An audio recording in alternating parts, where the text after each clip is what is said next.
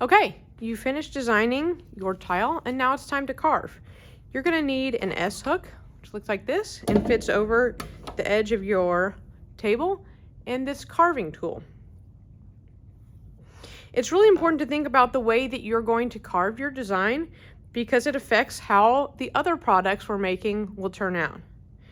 Remember, anything you carve out in the end on the clay tile will actually be the raised part.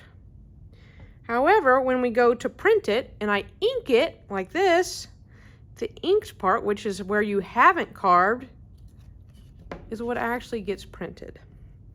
So we have lots of different ways to see this process. So let's start carving. The key to carving is to always carve away from yourself and make sure that your other hand is out of the way all the time. You'll want to use this part of the gouge and try to work from the biggest design parts to the smallest. I find that easiest. Sometimes I like to use my hand as a rest here to keep it completely out of the way.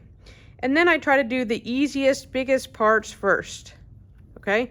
If you have a thicker area, you're just going to carve multiple lines right next to each other.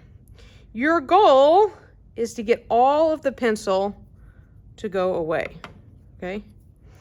You need to carve deep enough that there's room for the clay to fill in these carved areas, and so that when we go to ink it, it's deep enough that the ink won't fill up these areas.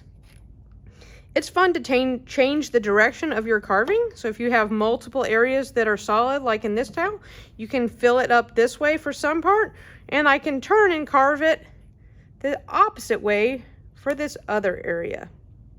It's up to you how you carve it because there's almost an infinite number of ways to carve the same design, and that's where you get to have your artistic voice in your carving. Have fun and enjoy.